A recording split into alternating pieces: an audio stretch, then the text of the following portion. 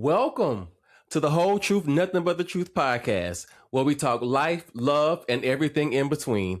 I'm your host, Jason Gerard, and welcome back to another episode, dawg.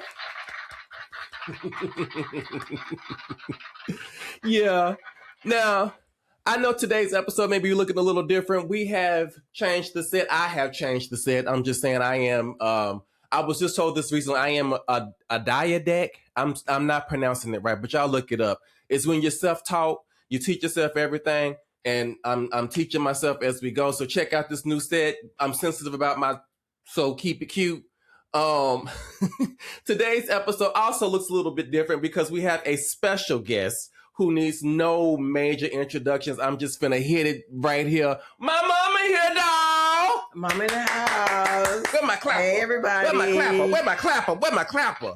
Hey, mama. Hey, Jason. Now, today's episode is called Dear Younger Me. And I thought I would invite my mom to this episode to talk to me about me, first off.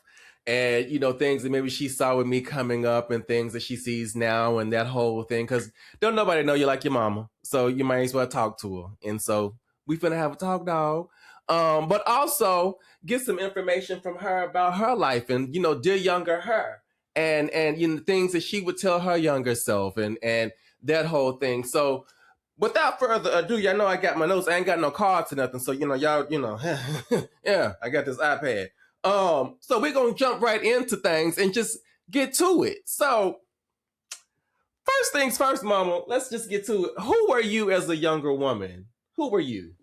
As a younger girl or a younger woman? Both. You tell me. Both. Okay. As a younger girl, I was very insecure. I measured my insides by other people's outside. Mm-hmm. So I was always striving to try to be somebody that I wasn't. Yeah, I get that.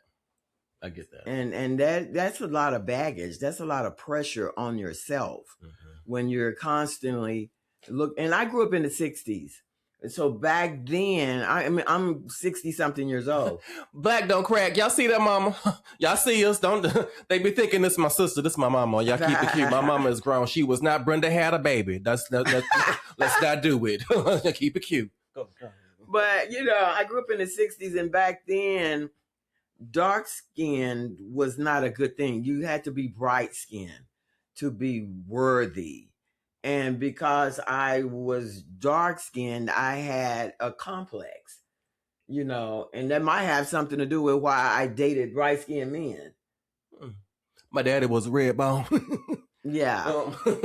So, it made me feel more valuable because here I am, this dark-skinned young lady, and I'm dating this bright-skinned man. So it was a whole different generation back then. But I had insecurities and a little low self-esteem. I had issues I was supposed to wear glasses like in the first grade, and I didn't want to wear any glasses because I didn't want people making fun of me. Yeah.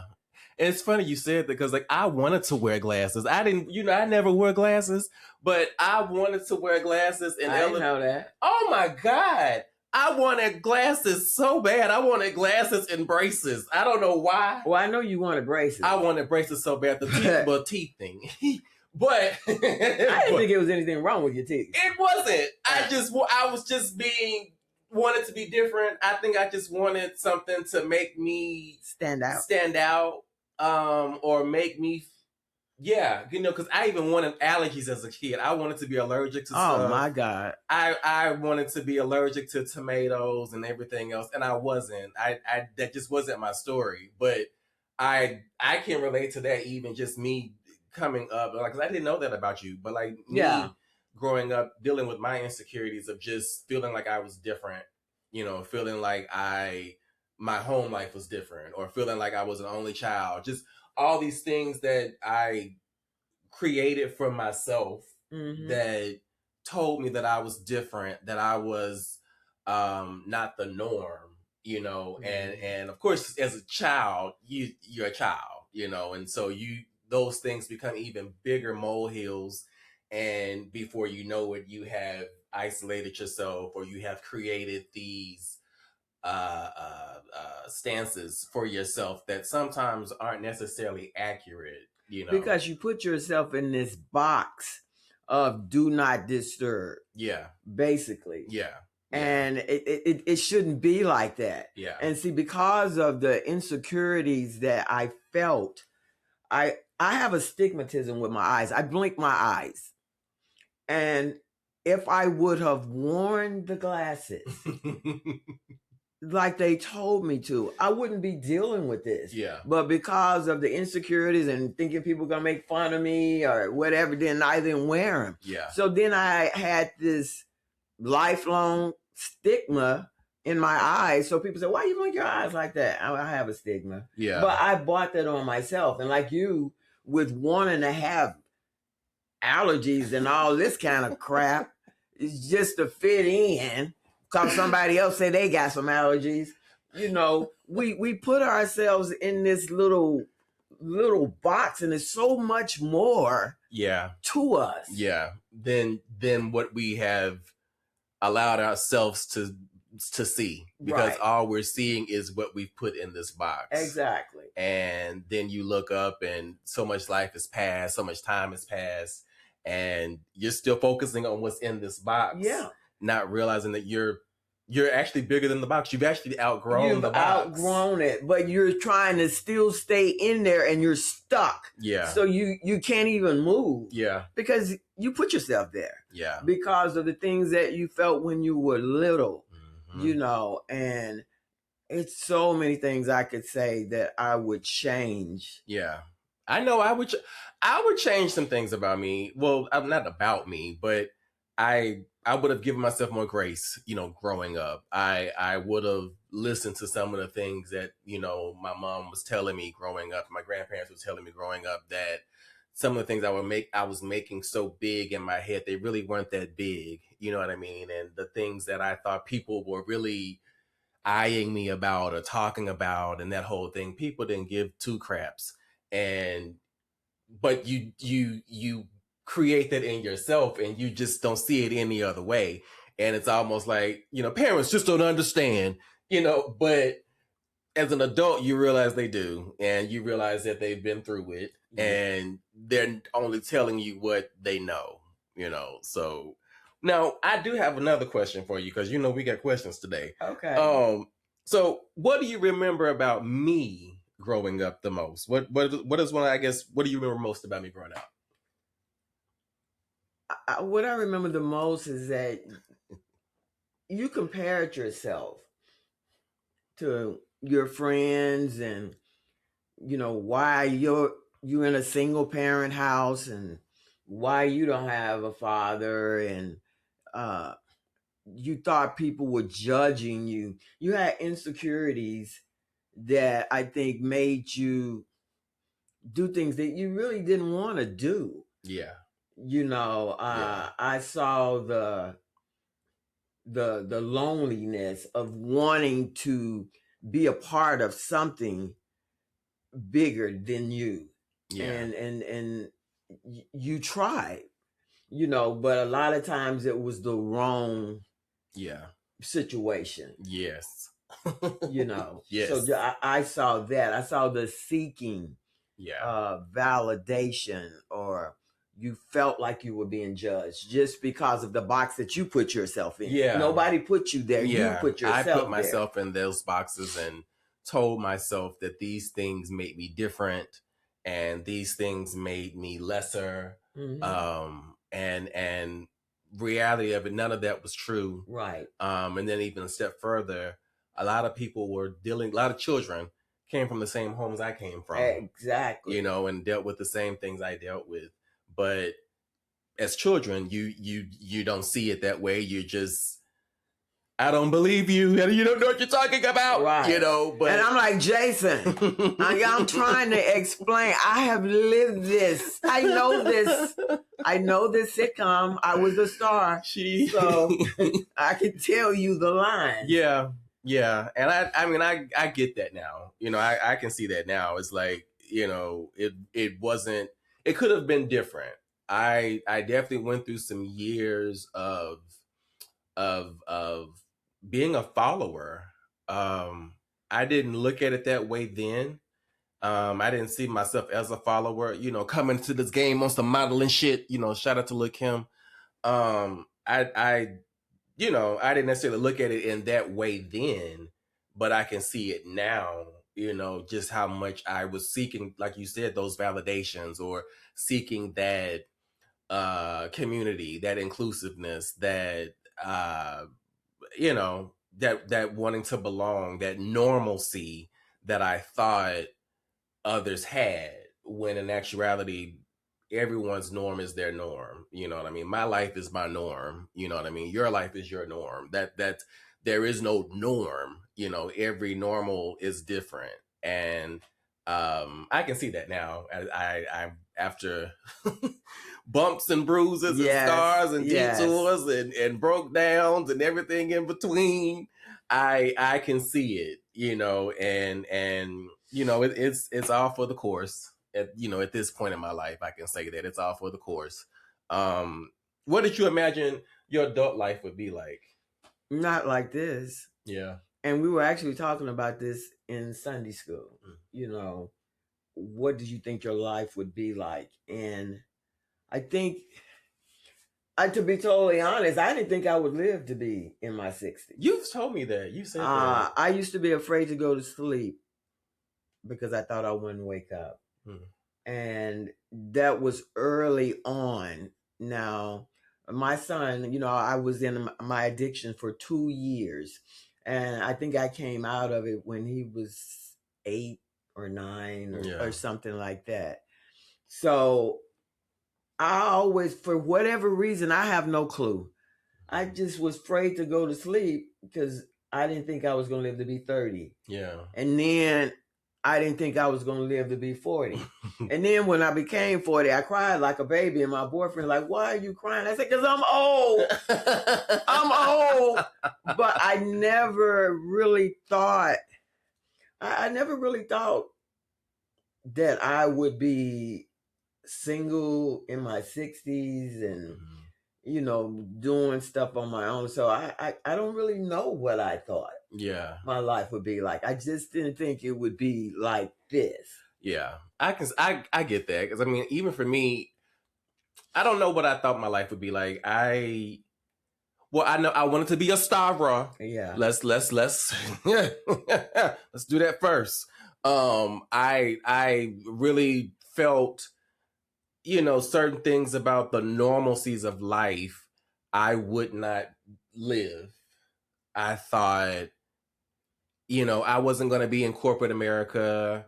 Even when I was in college, I was like, I don't even know why I'm here. I'm going to go and be great. I don't know what we here for, wasting, tax dollars. So I saw myself being something else.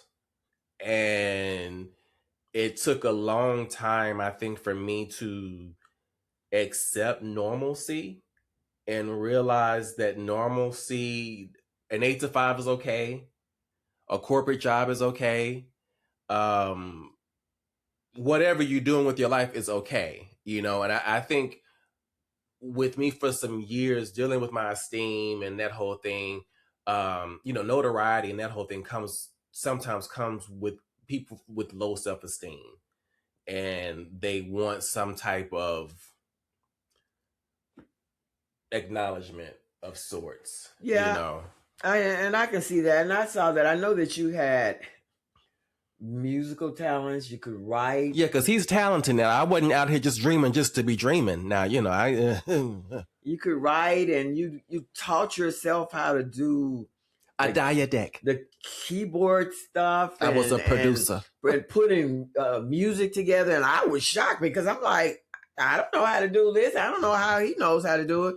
But I knew you had dreams of being more than just the average Joe. Yeah. That's been who you have been. Yeah. And I saw greatness in you. I'm a mother, but I saw greatness in you and potential in you that maybe you didn't see. And I think sometimes when we don't get to the place that in our mind that we feel like we should be, we think that we're a loser, or we think that we didn't make it. But I think that every trial, every failure, everything that we have gone through or tried is for a greater purpose. Yeah. It's to share. It's to help somebody else and say, I tried that, nothing came of it, but I learned a lot. Here's what I learned. Time. Yeah. And I can see that now. Because I think my mind was so focused on being bigger than the average Joe or whatever that I couldn't see the success in my day-to-day life. Mm-hmm. I couldn't see the accomplishments in my day-to-day goals and that whole thing. And it took a long time for me to accept the balance, I guess, of day-to-day life and still dreaming, or still believing for something bigger for yourself. That's like Oprah. She didn't turn into Oprah till after 40. Exactly. And Tyler Perry didn't turn into Tyler Perry till after 50 or 45, or y'all didn't seen the stories of the people, and it's all in God's time. It's all in God's time. It's not in our time, and it's in God's time. Yeah. And if he puts something inside of you, he's going to bring it out when he's ready to, not our time. Yeah. And I think I've gotten that. I'm still getting it, but I've got it for the most part now. Oh, I see it. And it's been a journey. But I can see now, everything is to be passed down. You pass it forward. Some of my life experiences, I've wondered, why these things happen to me? I'm a good person, whatever. And, but understanding sometimes it's not about you. It is to pass it down to the next. It is to save the next person from X, Y, and Z, if possible. You know what I mean? It is to at least share it, So, well, here we are. And actually, you say you're a good person. Jesus Christ was a good person. They hung him on a cross. They threw rocks at him. They talked about him. They spit on him. Yeah. But he was crucified for me and you, for a bigger purpose. Mm-hmm. So sometimes when we go through so much hurt and pain and trials and we're crying, because I did. And I'm like, why am I going through all of this? Did I do something wrong? The first thing you want to think is that you did something wrong. Yeah. Am I being punished? and no, it's not. Yeah. Because what happens is everything that I have gone through as a female, as a mom, or whatever, I get to use that to help other people. Yeah. Yeah. And that is what it's for. It is to pay it forward, because, I echo the same sentiment. I've caught you crying, I've caught you screaming, I've caught you cussing, I've caught you. Yes, you have. She didn't seen it all. And yes, but it's still, like you said, we've gotten past it. I've gotten past it. I'm stronger because of it. And I could share things and pass it down to the next person because of that, But so even with that being said, now, so what lessons, I guess, what lessons took you the longest to learn? That it's okay to be different. Mm-hmm. It's okay. You don't have to fit everybody else's script, everybody else's definition of what is beautiful, what is smart. God made us all different, and we're all beautiful. Mm-hmm. I'm so different. My younger sister, passed on a month or so ago. My older sister, I'm so completely different from her. Hey, auntie. Was different from my younger sister. And it's okay. Yeah. That's the biggest thing. I don't have to be like you. I don't have to be like my friends. I don't have to dress like them. Once you find out your self-worth, and you love yourself, you just stop with the comparing. Yeah. I think that's the biggest lesson. I'm not comparing. Y'all compare yourself to me. That part. I ain't comparing myself to y'all. Y'all can compare yourself to me. Part. No, and oddly enough, that's the same thing I think that I feel as well. I think that's been the longest lesson that I've had to learn is that it's okay to be me. And not just be me, but be me times 10. You know what I'm saying? Like, don't hide my light. Don't apologize for my light. Don't, I don't want to, do this because they going to feel like this. Don't be out here trying to handicap yourself to make the next person feel good and that whole thing. Be yourself. Be your most authentic, unapologetic self. Put on what you put on. Amen. And don't apologize for it. Go after what you're going after and don't apologize for it. Be great because you're great and don't apologize for it. Right. And I think, I know for so long, for me, I would maybe, keep the knob turned down a little bit because I wanted to be accepted and I wanted to keep certain friends. You were hyping them, but they weren't hyping you. Yeah. So you toned down. Yeah. So they could shine. Yeah. Once you find your worth and see who you are, okay, we either gonna shine together or I'm gonna shine alone. That's the thing, because that's happened where I've had to walk away from friendships and simply on that alone. Mm-hmm. It's like we either gonna be two chiefs or we not gonna be nothing at all. Mm-hmm. And everyone cannot handle two chiefs or more chiefs. And everyone is not that way, but I appreciate the bosses that are in my life, the chiefs that are in my life that don't mind standing next to another chief. Salute you.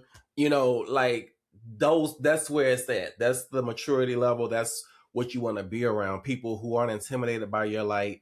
You're not intimidated by theirs. We actually shine even brighter because we are friends. You know what I'm saying? Exactly. And when y'all walk in together, it's like a spotlight. So it's once you get to that point, it's like the world is yours. I'm good. And it's like I feel good, Now I have another question. Also, because we're doing questions today. Now what part of your younger self do you think is still present today?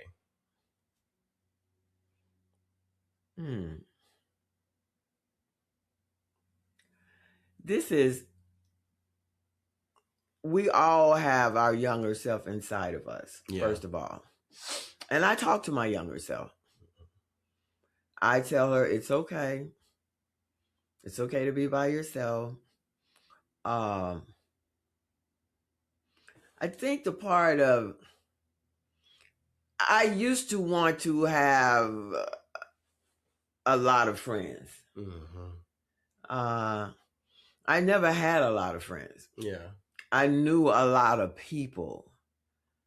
And sometimes, it's rare, I want more people. Yeah. But I tell myself, little Debbie, it's okay. Yeah. God has the right people in your life. And I have told my son, the older you get, your circle should get smaller. If it's getting bigger, something is wrong. You're not your authentic self. You're still trying to get validation. Yes. You want people so your circle is good. If you're healthy in your mindset and your spirit, you have boundaries now. Yeah. So your circle will get smaller.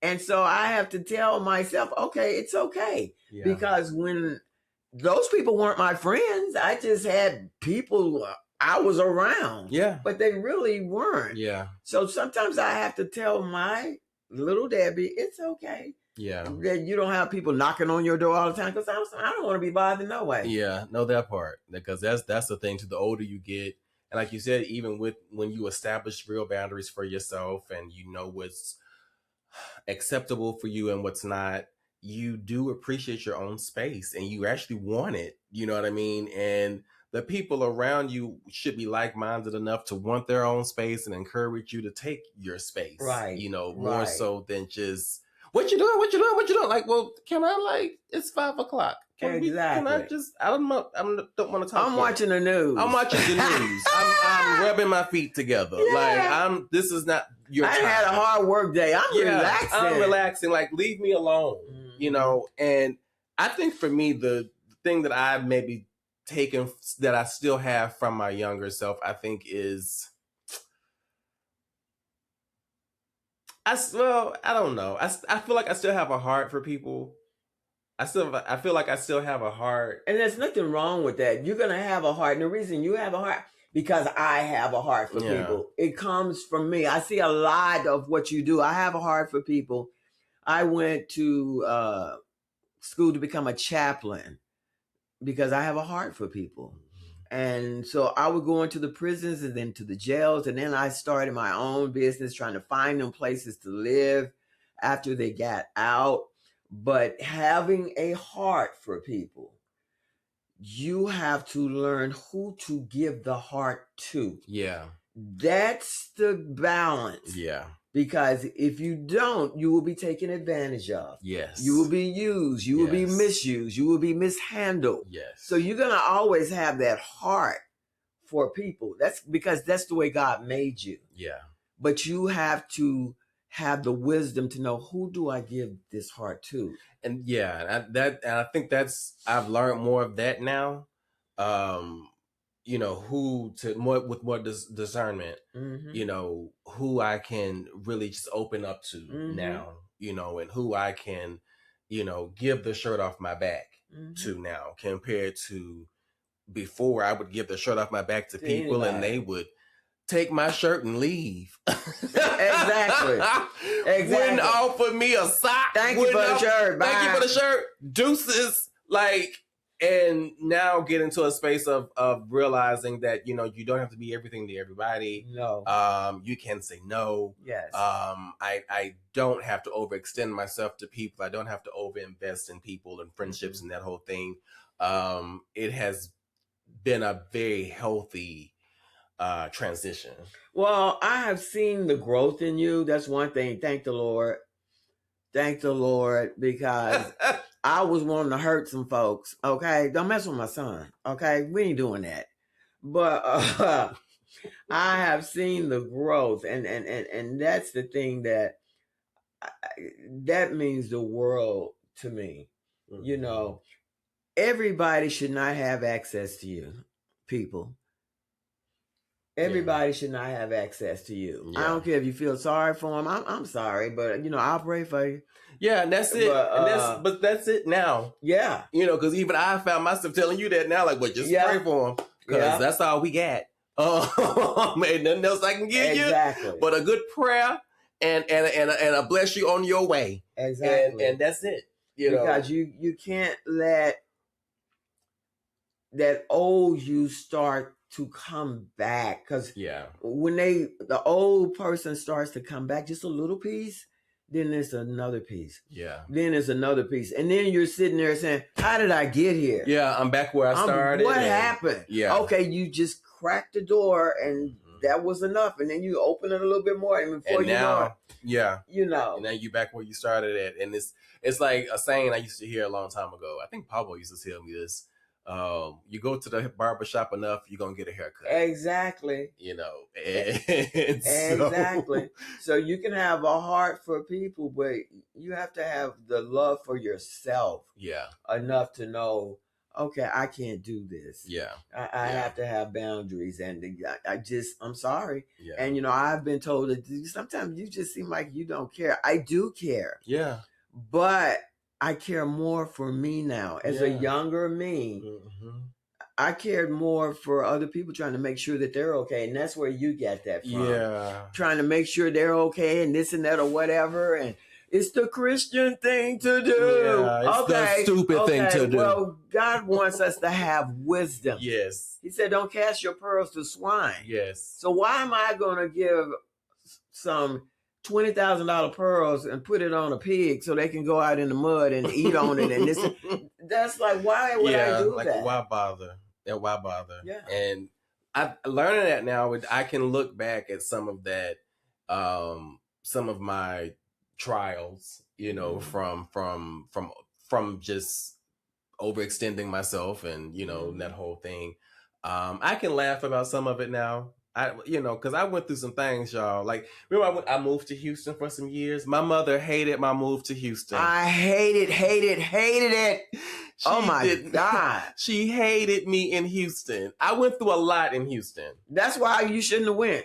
But at the same time, there was lessons to be learned. It was lessons for me to learn. And like, I had to learn those lessons. I had to experience those things.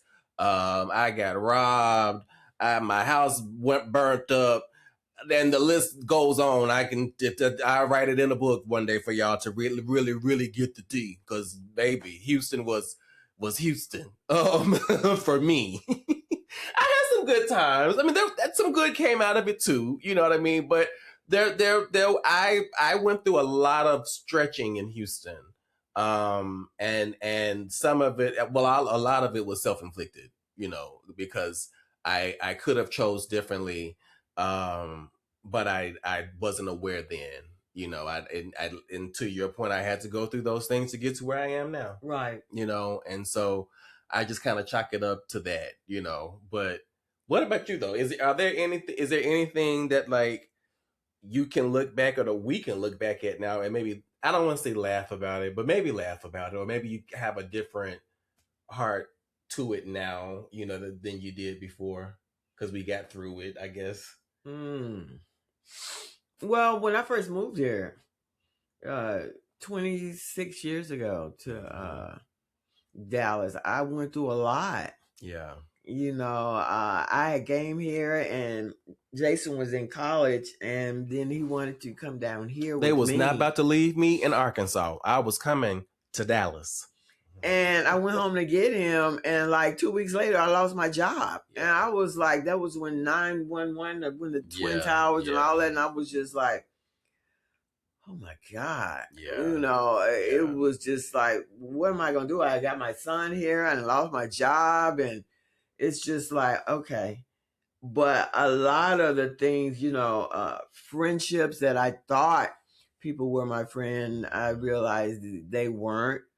All of those things, you know, there was a guy here that I thought I was going to be married to this man. I really did, you know, that didn't work out, but we're friends. We talk on the phone now, you know, so through all of the ashes, the burn downs, flowers grew. Yeah. Then that's good. Hold on now. I'm going to write that down. Get a good applause on that. I heard what you said. My mother is an authoress. When I was intimate with the Lord, he gave me pearls. Oh, yeah, my book. That's right. My mother is an authoress. Y'all go find on Amazon. I'm just saying. Debbie Greggs.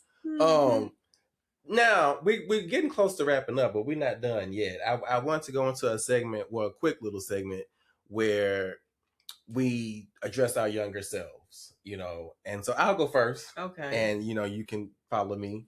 And we're going to start the sentence with Dear Younger Me. Okay. And you just finish the sentence. So let's see. Look at me saying I was going to start it, and now I'm like, oh, wait a minute. Okay, so Dear Younger Me. Dear Younger Me, you are loved.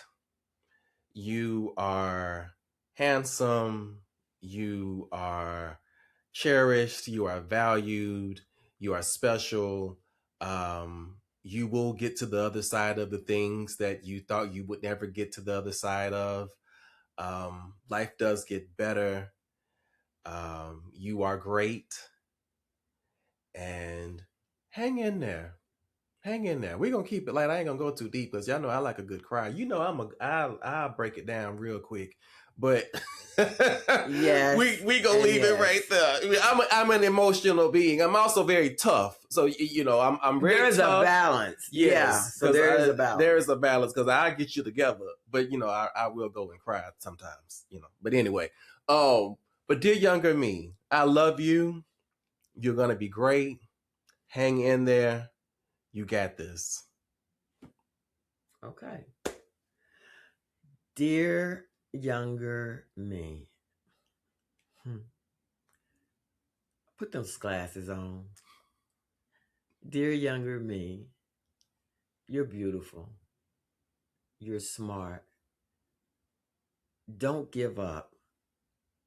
Dear younger me, don't let fear stifle you so you won't make a choice and then life has to choose for you.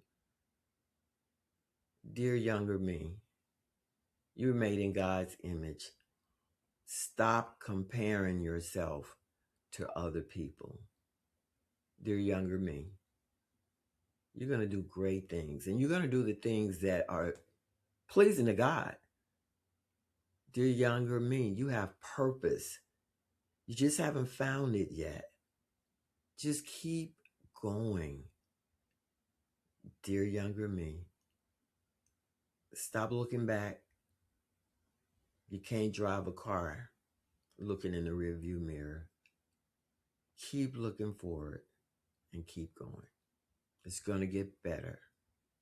Just don't give up.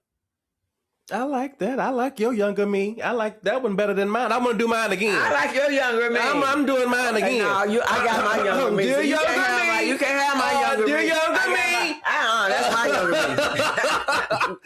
Oh, this was good. I'm so glad you came and talked and us have a good powwow and talk about dear younger me. Now, before we close, I'm going to give you an opportunity. I don't get too many a chance. Do you have any questions for me? Anything you want to ask or anything before we wrap this up today? You straight? You good? What you got for me? I really don't have any questions. Are you going to do another season? Oh, God. Well, I would like to. I would like to do another season. I would like to have more guests. I would like to have more conversations and more fun. I want to have some fun. I don't want people to think I'm just Mr. Stuffy, Mr. Deep, and Mr. Emotions. I want to have some fun on here too and that whole thing. So, if the Lord say the same now. We can have a dance contest. Wait, go Deb, go Deb, go Deb, go Deb. I'm just saying we could make a lot of stuff happen. Yeah. So if the people will have me, I would love to come back for another season. I would love to see this, continue to evolve. Yes. As you know, this is something I wrote in my journal a couple years ago. Right. And so to see it come to fruition this far, I would like to see it go further, okay. So to be continued, so to be continued. Well, Mama, thank you. Jason. Thank you so much for coming today and sitting with me and talking about Dear Younger Me. I have enjoyed this conversation. We're going to continue to talk when we turn this off. Mm-hmm. But I've enjoyed this conversation. Thank you for your time today. And thank you guys for tuning in to today's episode of The Whole Truth, Nothing But the Truth podcast. I am your host, Jason Gerard. And until next time, guys, bye. Thank you. You're welcome.